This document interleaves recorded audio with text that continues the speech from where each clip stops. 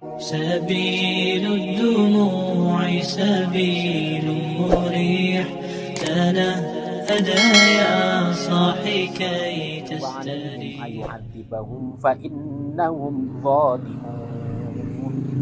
Shadaqallahu. Setelah turun ayat tersebut, Rasulullah itu tidak sama sekali membaca doa terkait pelaksanaannya.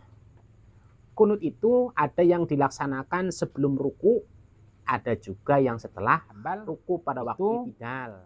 Melaksanakannya adalah kunut nazilah. Jadi yang dilaksanakan ketika hanya ada ini fi man hadait wa afini fi man afait wa tawallani fi man tawallait wa barik li fi ma atait wa qini syarra ma qadait dan seterusnya. Dan di situ tidak memakai birahmatika. Yang langsung dicontohkan oleh Rasulullah itu adalah wa qini syarra ma qadait tanpa birahmatika. Warahmatullahi wabarakatuh. Hamdan wa syukranillah.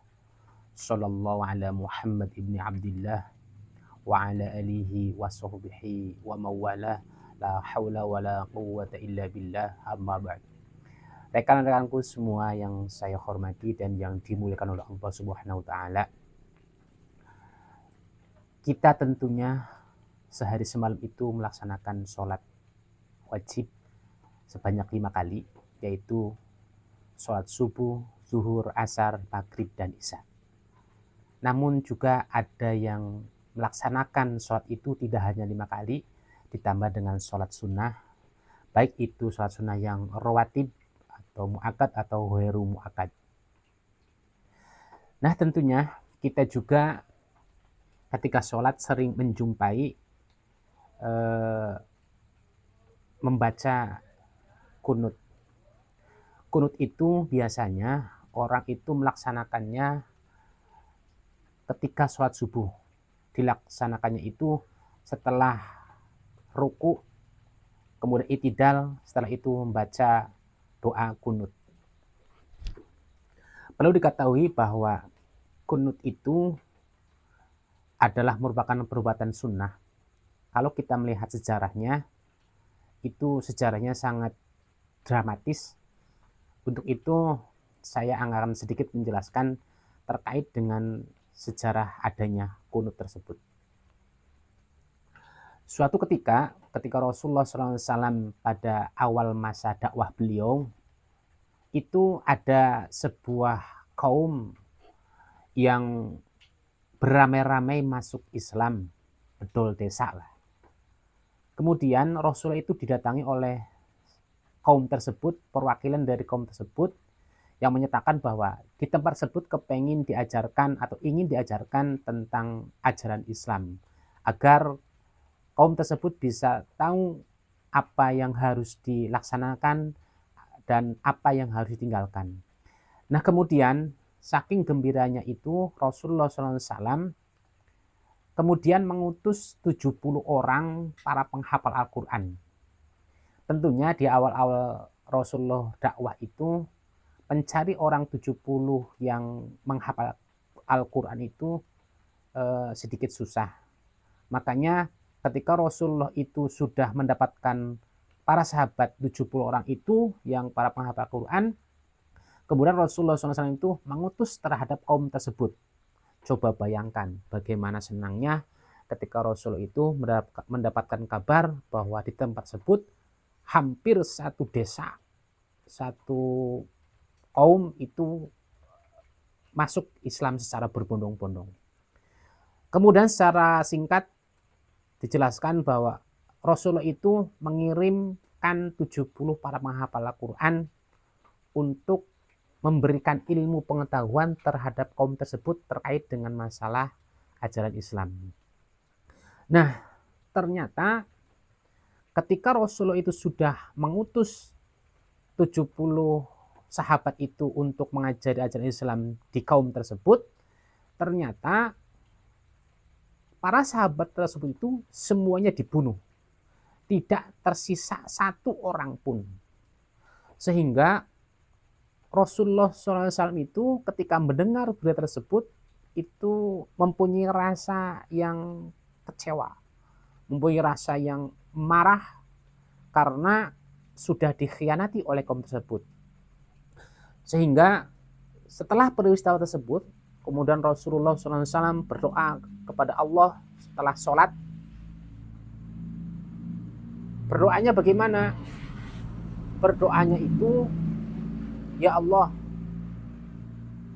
siksalah kaum itu, azablah kaum itu, dan seterusnya. Selama hampir sebulan itu Rasulullah selalu berdoa seperti itu. Kemudian ketika Rasulullah itu berdoa selama sebulan tersebut, turunlah ayat, yaitu surat Ali Imran ayat 128 yang bunyinya seperti ini. Saya buka dulu ya Al-Qur'annya, takut salah. A'udzu billahi minasyaitonir rajim. Bismillahirrahmanirrahim.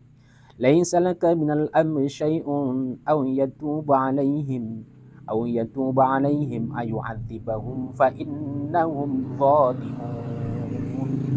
Shadaqallahul azim.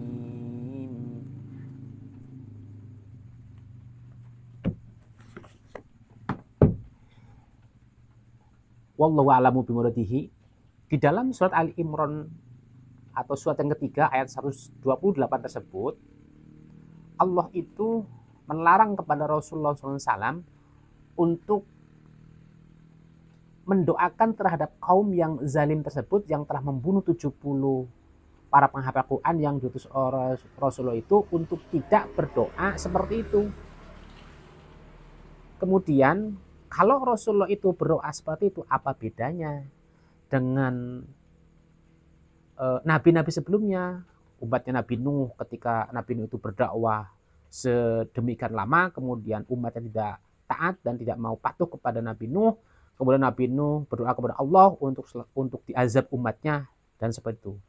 Nah, kemudian apa bedanya dengan Rasulullah kalau seperti itu? Jangan-jangan nanti ketika misalnya umatnya Rasulullah itu didoakan oleh Rasulullah yang tidak baik dan kurang baik, nanti tidak akan ada umat sampai akhir zaman. Maka turunlah surat Ali Imran surat ketiga ayat 128 tersebut. Yang intinya bahwa Rasulullah itu tidak punya hak, tidak punya kewenangan untuk mengazab, untuk membalas perbuatan tersebut, karena semua itu adalah kehendak Allah.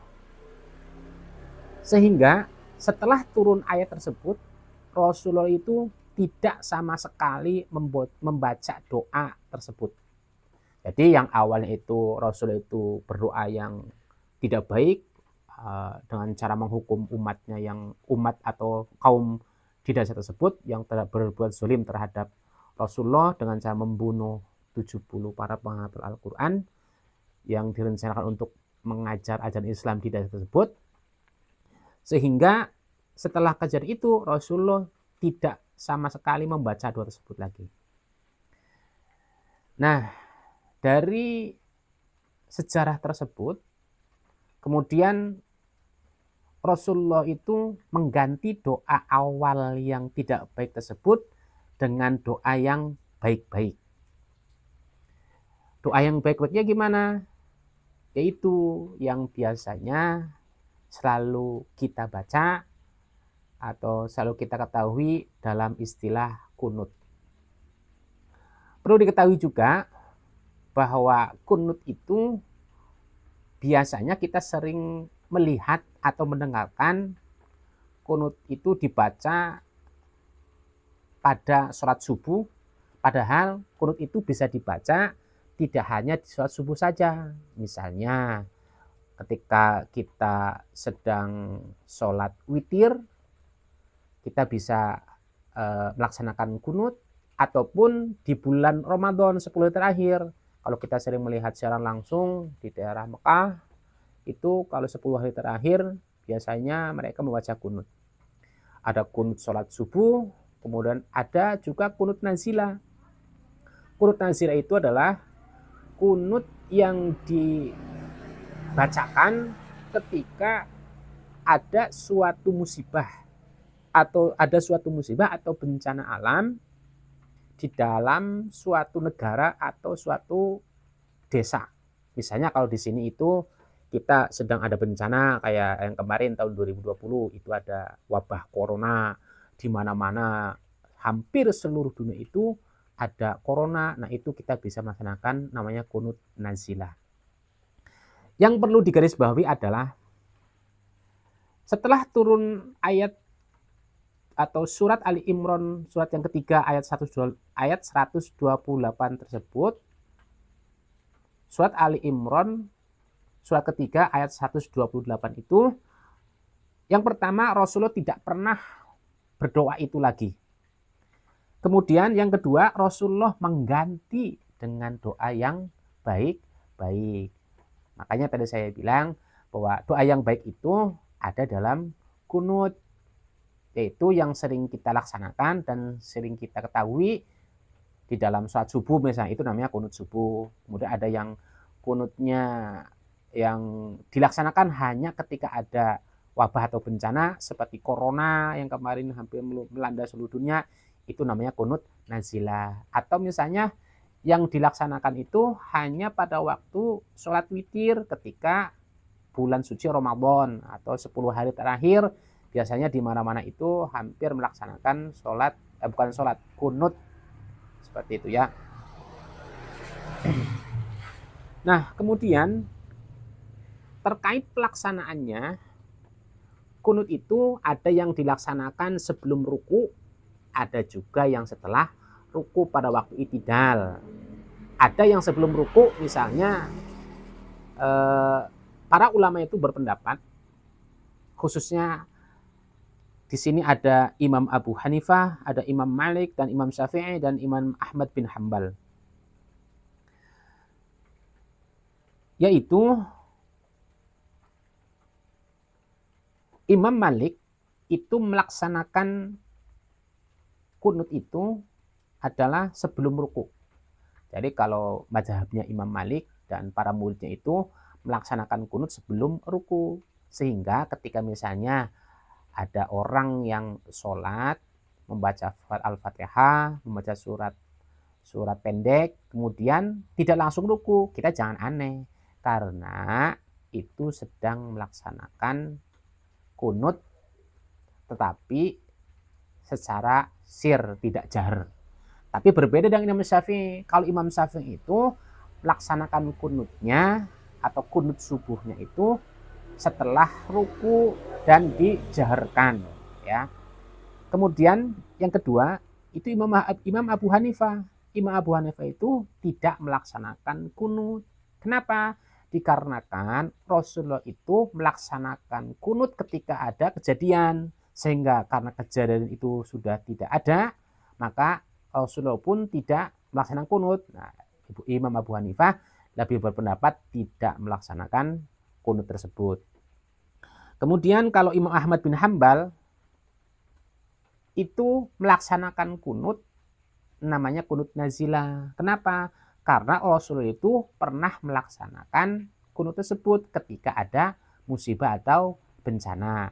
Makanya sekarang kalau misalnya di daerah manapun atau di Indonesia atau di negara muslim yang lain, kalau misalnya tiba-tiba ada sholat kemudian diikuti dengan kunut, jangan kaget kalau itu kunutnya sangat panjang bacaannya, karena itu mengandung doanya untuk dihindarkan dari bencana tersebut yang namanya adalah kunut nazilah ya. Jadi perlu diketahui atau digarisbawahi bahwa setelah adanya kejadian tersebut, para imam itu menyimpulkan, yaitu ada 3. Yang pertama adalah Imam Abu Hanifah lebih tidak melaksanakan kunut. Yang kedua Imam Malik dan Imam Syafi'i. Kalau Imam Malik itu melaksanakan kunutnya sebelum ruku secara sir, tetapi Imam Syafi'i itu melaksanakan atau mempraktekkan kunutnya itu setelah ruku dan dijaharkan. Nah, yang ketiga adalah Ahmad Imam bin Hambal, itu melaksanakannya adalah kunut nazilah. Jadi yang dilaksanakan ketika hanya ada kejadian saja.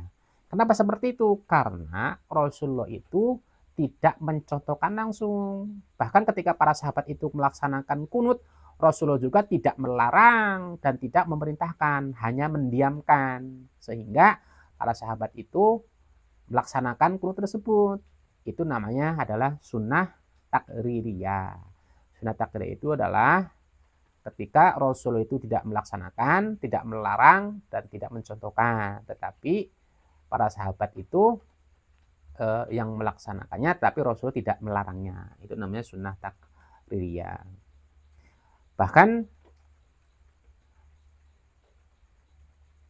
doanya itu, doa kunutnya itu ketika Rasulullah pertama kali mendoakan atau doa kunut itu tidak baik, diganti dengan yang baik doanya. Kalau kalian rekan-rekan semua belum tahu, sering kita mendengar doanya itu kalau di dalam sholat subuh khususnya seperti ini. Allahumma hdini fi man hadait wa afini fi man afait wa tawallani fi man tawallait wa barik li fi ma a'tait wa qini syarra ma qadait, dan seterusnya. Dan di situ tidak memakai birahmatika. Yang langsung dicontohkan oleh Rasulullah itu adalah wa qini syarra ma qadait tanpa birahmatika, seperti itu ya. Berbeda kalau kunut nazilah. Kalau kunut nazilah itu biasanya Allahumma dfa'annal ghula'a wal bala'a wal waba'a wal fahsya'a wal munkar wal bagh was suyufa wal mukhtalifata wasyadaida wal mihan ma dhahara minha wa ma batan min baladina hadza khassah wa min buldanil muslimina ammah innaka ala kulli syai'in qadir. Nah, seperti itu. Itu contoh dari kunut nazilah yang sering kita dengarkan. Seperti itu ya. Nah, kalau yang kunutnya itu adalah kunut yang digunakan sholat subuh, itu seperti ini lengkapnya. Allahumma hdina fi man hadait. Kalau misalnya dibaca itu untuk banyak. Jadi kalau untuk sendirian, Allahumma hdini fi man hadait wa afini fi man afait wa tawallani fi man tawallait wa barik li fi ma a'tait wa qini syarra ma qadait fa innaka taqdi wa yuqda 'alait wa innahu la yadhillu man walait wala ya'izzu man 'adait tabarakta rabbana wa lakal hamdu 'ala ma qadait astaghfiruka wa atubu ilaik wa sallallahu ala sayyidina Muhammadin nabiyil ummi wa ala alihi wa sahbihi wa barik wa sallim. Itu doa kunut yang lengkapnya. Tetapi kalau misalnya kunut itu yang mengangkat tangannya itu hanya imam. Kenapa hanya imam? Karena makmum itu hanya mengaminkan. Ya, tetapi karena umumnya di sini kalau berdoa itu yang berdoa itu imam yang mengangkat tangan, maka karena makmum itu harus mengikuti imam, nah saya lebih condong kepada makmum juga harus ikut mengangkat kedua tangan ya. Nah, sampai sini mungkin pembahasan saya terkait masalah kunut. Kalau misalnya ada kesalahan atau ada yang kurang pas, saya pribadi dari channel Asif Karim mohon maaf yang sebesar-besarnya. Mudah-mudahan penjelasan kami ada manfaatnya. Wa'alaikum minkum. Assalamualaikum warahmatullahi wabarakatuh. Jangan lupa untuk like, share, komen, dan subscribe. Terima kasih.